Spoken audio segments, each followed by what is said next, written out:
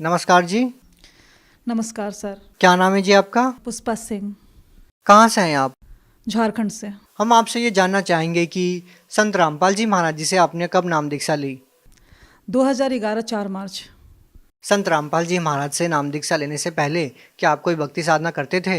हाँ जी, करते थे। हिंदू मुताबिक में जो देवी देवता का भक्ति करते थे उसी के अनुसार हम चल रहे थे, पर कोई लाभ नहीं मिल रहा था। क्या भक्ति साधनाएं करते थे आप? देवी देवता की भक्ति, जैसे शंकर भगवान, हनुमान जी। व्रत वगैरह करते थे? हाँ, किया करते थे, जैसे हमारे घर में बताया करते थे तो किया करते थे।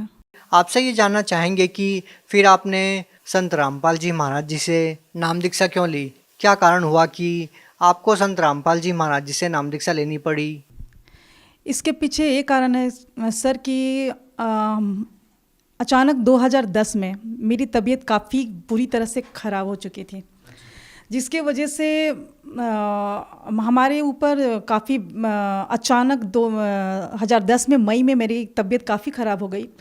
रात 12 बज रहे थे, अचानक मेरा हालत एकदम बिगड़ गया। जीभ काफ़ी लंबे लंबे निकलने लगे और बाल ऑटोमेटिक खुल जाया करता था और आंख घूमने लगते थे। तो मेरे हस्बैंड सोचे कि क्या हो गया अचानक, इसका माइंड क्या हो गया। उसके बाद दूसरे दिन हुआ तो लोग जो वहाँ पर जो हम जिस फ्लैट में रहते थे वहाँ के जो मेंबर थे, एक तो बताएं कैसे उसके ऊपरी बाधा है, जिसके वजह से फिर जाकर वहाँ से जो तांत्रिक होते हैं मुस्लिम धर्म के, उनको बुलाया गया तो वो कुछ भी नहीं कर सका। यहाँ तक कि जो हनुमान जी को लोग बोलते हैं कि हनुमान चालीसा पढ़ने से भूत प्रेत भाग जाते हैं, ऐसा कुछ नहीं है, क्योंकि हमें पता है कि जब मेरे पास भूत प्रेत का बाधा होता था तो हनुमान जी को लोग पूरा जो पुस्तक था वो मेरे हाथों में दे दिया। हम हनुमान जी का पुस्तक हाथों से पढ़ा करते थे पर कुछ होता नहीं था, और मेरा पूरा सर एकदम, आँख पूरा घूमने लगता था, बाल पूरा एकदम ऑटोमेटिक खुल जाता था। तो मेरे घर के सारे लोग बहुत काफ़ी परेशान थे, एकदम काफ़ी निराश हो गए, जिसके वजह से काफ़ी उन लोग को मतलब दुखों का सामना करना पड़ा। मेरे माँ पिताजी काफ़ी रो रहे थे क्योंकि उस घर की सबसे बड़ी बेटी थे, तो जिसके वजह से वो लोग काफ़ी दिखाने का कोशिश किए, पर कुछ दिन तक ठीक रहता था, पर ऐसा कुछ नहीं हुआ। जब वहाँ हजारीबाग में ठीक नहीं हुआ तो फिर मेरा गांव पड़ता है आरा जिला, वहाँ पर भी लोग दिखाएं किसी न किसी मतलब तांत्रिक से, देवी देवता से, मंदिरों में हनुमान जी, काली जी का सब जगह गए, पर वहाँ भी कुछ ऐसा निवारण नहीं हो सका। उसके बाद फिर वहाँ से वापस आए तो हमारे घर मैके जमशेदपुर पड़ता है, वहाँ पर भी गए तो नवरात्र सब मेरी मम्मी लोग की थी, पर ऐसा कुछ होता नहीं था। मेरा ऑटोमेटिक नवरात्र के ही दिन में मेरे पूरे मतलब 9-10 भूत प्रेत का बाधा ऐसा लग रहा था। फिर मेरी मम्मी बहुत घबराई, फिर एक मुस्लिम धर्म के तांत्रिक के पास लेकर गई, जिससे पता चला कि मेरे अंदर 7-8-10 भूत थे। तो जिसके वजह से वहाँ पर मतलब कुछ दिन तक तो ठीक रहे, 1-2 महीना तक। उसके बाद फिर मेरा वही स्टार्ट होने लगा। फिर दोबारा 2011 में मेरा फरवरी मार्च में मेरे अचानक तबीयत काफ़ी ख़राब हो गया, क्योंकि 26 जनवरी 2011 में नेशनल गेम लगा हुआ था रांची में, जिसकी वजह से हम वहाँ पर कोच का काम करते थे। मेरी अचानक तबीयत काफ़ी ख़राब हो गई, जिसकी वजह से मेरी मम्मी तुरंत जमशेदपुर लेकर गई। वहाँ पर मेरी हालत ख़राब होने की वजह से तांत्रिक के पास गया। वहाँ पर जितने भूत प्रेत था वो निकालने का कोशिश करता था। उसमें से एक कुल देवता थे हमारे जो घर के, मम्मी पापा के घर के मायके घर कुल देवता थे, अनजान बाबा जिनका नाम था। तो वो उस तांत्रिक से नहीं निकल रहा था। उसने पूरे डंके के चोट पे बोल दिया कि अपने बेटी को तू बचा नहीं सकता, चाहे तू कहीं भी किसी भी कोना में पृथ्वी के किसी भी चल जाओ, नहीं बचा सकता है। अगर तुम्हारी बेटी बच सकती है तो सिर्फ एक ही जगह बच सकती है, हरियाणा में बापों का बाप बैठा है, यानी वो परमात्मा बैठा है, वहाँ पर ही तुम्हारी बेटी बच सकती, नहीं तो कहीं भी किसी भी धरती के कोने पर, क्या पूरे ब्रह्मांड में नहीं बचा सकता, सिर्फ हरियाणा में ही जाएगा तो तुम बचा सकते हो। किसने बोला ये? ये मेरे जो अंदर भूत था, कुल देवता अनजान बाबा का नाम से, वो फेमस था, तो उसने कहा। क्या उससे पहले आप लोगों ने संत रामपाल जी महाराज जी का नाम सुना था? नहीं, नाम नहीं सुना था, इसके वजह से हम काफ़ी परेशानियों से घिरे हुए थे। ये कब की बात है? ये 2011 की बात है। इससे पहले आपने कभी संत रामपाल जी महाराज जी का नाम नहीं सुना था? नहीं, 2010 में मेरे हस्बैंड को बुक मिली हुई थी, जो उन्होंने हमें बताया नहीं था कि ज्ञान गंगा पुस्तक उनको मिल चुका है, क्योंकि ट्रेन में वो लेकर आए और फिर वो वैसे ही घर में रख दिया। आपको बाद में पता चला? हाँ, 2011 में जनवरी के समय में उस बुक को अचानक हम, जैसे हस्बैंड वाइफ दोनों जॉब करते हैं, तो मेरा लेज़र पीरियड था, तो मेरा खाली पीरियड था, तो हम सोचे कि इस बुक में क्या है, ज्ञान गंगा नाम में कुछ डिफरेंट बुक है, तो उस बुक को हम लेकर गए। दरअसल हम आपसे ये जानना चाहते हैं कि संत रामपाल जी महाराज जी का नाम, जो आपके अंदर जो प्रेत आत्मा थी, जिनको आप बता रहे हैं कोई बाबा थे, उन्होंने कहा कि संत रामपाल जी महाराज हरियाणा में कोई संत है, ऐसा महात्मा है जो आपकी इस भूत प्रेत की बाधा को ठीक कर सकता है। तो हम आपसे ये जानना चाहते हैं कि आपके पति को जो पुस्तक मिली थी, क्या उस टाइम पे आपको पता चल चुका था संत रामपाल जी महाराज जी ही आपकी इस समस्या को दूर कर सकते हैं? ये पुस्तक 2010 में अगस्त में मिला ट्रेन में, जो मैं पढ़ नहीं सकी थी, उसको ठीक जनवरी में मैंने 2011 में पढ़ा। उस पुस्तक को पढ़ने के बाद बहुत सारा चमत्कार पड़े हुए थे। मैंने कभी नहीं सुना था संत रामपाल जी महाराज जी के बारे में, तो सिर्फ मैंने इतना सोचा कि परमात्मा भगवान का जो उसमें लाभ कैसे होता है, किस तरह होता है, भगवान कैसे सुख देता है, उस ज्ञान गंगा पुस्तक के पढ़ने के बाद ही पता चला। पहले तो ऐसा था कि भक्ति करते थे पर लाभ कुछ होता नहीं था। नहीं, ऐसा भी तो हो सकता है कि आपने पुस्तक पढ़ी और माइंड में आपको ये बातें घूमने लगी कि उसके बाद ही आपके अंदर जो प्रेत है उसने कहा हो कि संत रामपाल जी महाराज जी के पास चले जाओ, या उससे पहले आपने कभी नाम ही नहीं सुना था? नाम तो सुना नहीं था, बाकी उसके बाद वो खुद प्रेत बाधा उसने खुद कह दिया कि आपकी बेटी बच ही नहीं सकती है। उसके बाद आपने संत रामपाल जी महाराज जी के बारे में जानना शुरू किया था। तो फिर जाके फिर हमारे घर के फैमिली काफ़ी दुखी थे, जिसकी वजह से उन्होंने फिर संत रामपाल जी महाराज जी का कैसे जाना होता है, उसका पीछे जो ज्ञान गंगा पुस्तक के पीछे जो नक्शा लिखा हुआ था, उसके मुताबिक हम लोग टिकट कटवाएं और फिर बरवाला आश्रम हरियाणा पहुँचे। अच्छा, जो बातें जहाँ से शुरू होती है वही अब मुकाम पे है कि जैसे ही जो आपके अंदर जो भूत प्रेत की बाधा थी, उन्होंने कहा कि संत रामपाल जी महाराज जी ही ठीक कर सकते हैं, पूरी पृथ्वी पर केवल एक ही जगह है। क्या वो बात सही साबित हुई? जो आपके अंदर भूत प्रेत जो बोल रहा था कि केवल वहीं पर ये बाधा ठीक हो सकती है, तो क्या संत रामपाल जी महाराज जी से नाम दीक्षा लेने के बाद ही आप ठीक हुए? जब हम सब तरह से थक चुके थे, मंदिर मस्जिद गुरुद्वारा सब जगह जा चुके थे, जब इंसान का तबीयत खराब होता है ना, तो उसके माँ पिताजी काफ़ी दुखी होते हैं। तब उन समय वो हिंदू मुस्लिम सिख ईसाई नहीं देखते हैं, वो सभी धर्म में जाना स्टार्ट कर देते ताकि उसका बच्चा ठीक हो सके। उस समय वहाँ पर मानसिकता ख़त्म हो जाता है, जाति पाति क्या होता है।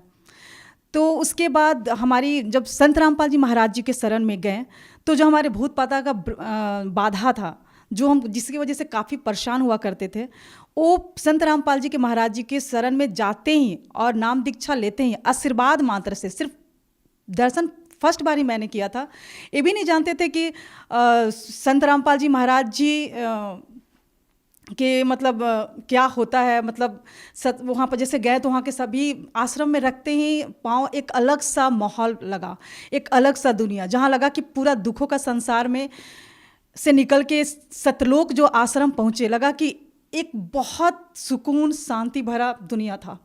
जो हमें प्यार उस दुनिया में नहीं मिल सका, वो सतलोक आश्रम में मिला, अपनापन। और संत रामपाल जी महाराज जी के पास जाते हैं हमारा तुरंत जो हमारे भूत प्रेत का जो बाधा था, वो संत रामपाल जी महाराज जी के दया से एकदम बिल्कुल पूरी तरह से ठीक है। और जो छोटी मोटी हमारी जो बीमारियां थी, बहुत सारी बीमारियां थी छोटी मोटी, वो तो परमात्मा ने उसी समय हमारे जो उनके मंत्र जो देते हैं संत रामपाल जी महाराज जी, उसमें इतनी पावर है, इतनी शक्ति है। उस मंत्र को करते करते में जो हमारी छोटी मोटी जो भी बीमारियां थी या जो भी थी, माइग्रेन थे, उस सारे परमात्मा के उस मंत्र के करने से ही हो गए समाप्त। तो आपकी जो इतनी बड़ी समस्या थी वो संत रामपाल जी महाराज जी से नाम दीक्षा लेने के बाद ठीक हो गई। इसके अलावा संत रामपाल जी महाराज जी से नाम दीक्षा लेने के बाद आपको कोई लाभ मिला हो?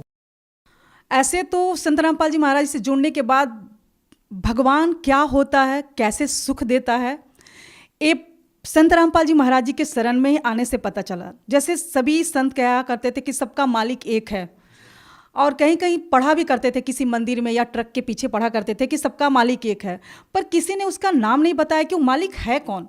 संत रामपाल जी महाराज जी विथ प्रूफ के साथ ये साबित करते हैं कि वह पूर्ण परमात्मा, सबका मालिक एक है, जिसका नाम कबीर है। तो वो पूरे सभी धर्मों से रिलेटेड जितने बुक है, गुरु ग्रंथ साहिब, गीता, बाइबल, वेद, उस सबसे निकाल के पूरा प्रूफ के साथ वो साबित किए हैं कि सुप्रीम परमात्मा सिर्फ कबीर परमेश्वर है। उसकी भक्ति करने से ही संपूर्ण लाभ मिलता है। आपसे एक बात और जानना चाहेंगे कि संत रामपाल जी महाराज जी जो भक्ति साधना आप लोगों को बता रहे हैं, ये भक्ति साधना पूरे विश्व में कोई नहीं बता रहा है, तो ऐसा कैसे संभव हो सकता है कि संत रामपाल जी महाराज जी ही आप कहते हैं कि केवल वही शास्त्रों के अनुसार भक्ति बता रहे हैं, बाकी अन्य जो संत है वो नहीं बताते? सर, संत रामपाल जी सभी संतों से एकदम अलग हैं, क्योंकि संत रामपाल जी जो ज्ञान बताते हैं, एक टीचर होता है तो अपने बच्चों को सिलेबस के अनुसार ही पढ़ाता है।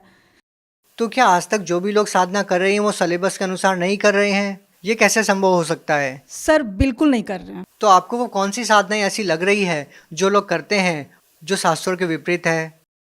सर, कहना चाह रहे हैं कि जो भक्ति होता है जिससे लाभ हो सके, हमारे संकटों का निवारण हो सके, आपत्तियां टल सके, इंसान इसीलिए भक्ति करता है, सुख की खोज के लिए, शांति के लिए, मानसिक के लिए या शारीरिक सुख के लिए। पर जो वो भक्ति है, उस भक्ति में अगर किसी को शारीरिक कष्ट है, मानसिक कष्ट है, किसी को आर्थिक कष्ट है, जो संपूर्ण लाभ मिलना चाहिए भक्ति से, वो मिल नहीं पाता है। इसलिए आप कह रहे हैं कि वो शास्त्रों के विरुद्ध भक्ति है। एक प्रमाण तो ये। हाँ, वो शास्त्र विरुद्ध भक्ति है। और संत रामपाल जी महाराज जी पूरे पृथ्वी पर सिर्फ एक ही संत रामपाल जी महाराज जी हैं जो पूरे शास्त्रों के अनुकूल भक्ति बता। मेरा सवाल ये था कि आपको ऐसी कौन सी वो बातें लग रही हैं कि ये शास्त्रों के विरुद्ध है, जो क्रियाएं आपको लगती है आम समाज में, और आप जो क्रियाएं कर रहे हैं वो शास्त्रों के अनुसार है? ऐसा क्या डिफरेंस आपको लगा? सर, शास्त्र विरुद्ध भक्ति में ये है कि जो गीता में मना किया गया है कि व्रत नहीं करना है, फिर भी लोग करते हैं, श्राद्ध नहीं निकालना है, फिर भी लोग करते हैं। और संत रामपाल जी महाराज जी के अनुयायी ना जो शास्त्रों में लिखा हुआ है, जो संत रामपाल जी महाराज जी शास्त्रों के अनुकूल भक्ति करवाते हैं, उसमें ना वो व्रत करते हैं, ना श्राद्ध निकालते हैं, और बहुत प्रकार का बुराइयाँ उनके आशीर्वाद मंत्र से ही समाप्त हो जाते हैं। भगत समाज को क्या संदेश देना चाहेंगे? भगत समाज को संदेश तो नहीं दे सकते हैं, सिर्फ प्रार्थना कर सकते हैं कि पृथ्वी पर परमात्मा संत रामपाल जी महाराज जी के रूप में आए हुए हैं हरियाणा में। जल्द से जल्द आइए और नाम दीक्षा लीजिए और अपना आत्मा का कल्याण करवाइए। कुछ और कहना चाहेंगे संत रामपाल जी महाराज जी के बारे में? संत रामपाल जी महाराज जी वो संत हैं जो एक बेटी होती है तो बहुत लोग दुखी हो जाते हैं, तो संत रामपाल जी महाराज जी के अनुयायी ना दहेज लेते हैं ना दहेज देते हैं। संत रामपाल जी के महाराज जी के विचारधारा से जो उनके अनुयायी दहेज ना लेते हैं ना देते हैं, वो काफ़ी खुश है, क्योंकि उसमें 1 रुपया भी दहेज ना लिया जाता है ना दिया जाता है। इसीलिए आज एक बेटी माँ बाप के लिए बोझ नहीं है। जो सरकार नहीं कर पा रही, वो संत रामपाल जी महाराज जी अपने सत्संग के माध्यम से, अपने विचारधारा के माध्यम से समाज में जो फैली हुई बुराई है, नशा, दहेज प्रथा और अनेकों बुराइयां जो होती है, वो संत रामपाल जी महाराज जी दूर कर रहे हैं। आपके परिवार में और कौन जुड़ा हुआ है? हमारे परिवार में हमारे हस्बैंड और बेटा बेटी। क्या कोई आपके परिवार में ऐसा सदस्य है जो पहले नशा करता हो और संत रामपाल जी महाराज जी से नाम दीक्षा लेने के बाद वो नशा नहीं करता? हाँ सर, हमारे हस्बैंड नशा करते थे, पर वो संत रामपाल जी महाराज जी के शरण में जाते ही सिर्फ फर्स्ट डे, जिस दिन हम फर्स्ट दिन नाम दीक्षा लिए, उसी दिन संत रामपाल जी महाराज जी के आशीर्वाद से ही बस एक क्षण में वो नशा समाप्त हो गया। कभी कभार भी नहीं करते? नहीं, कभी नहीं करते, ना उनका इच्छा करती है। आप एजुकेटेड हैं, आप क्या मानते हैं कि एक संत के आशीर्वाद से, केवल उनके वचनों से ही कोई व्यक्ति कैसे नशा छोड़ सकता है? सर, संत रामपाल जी महाराज जी के वचनों में शक्ति है। जो पूर्ण संत अगर धरती पे तत्वदर्शी संत के रूप में परमात्मा ही उतर सकता है, उसके शब्दों शक्ति में काफ़ी शक्ति होती है। तो उनके सिर्फ आशीर्वाद मात्र से ही तुरंत वो नशा समाप्त हो गया, और उस दिन के बाद से वो कभी 2011 के से आज 2020 हो रहा है, उसे कभी नशा किसी ने नहीं किया है। बहुत बहुत धन्यवाद। सत साहेब जी।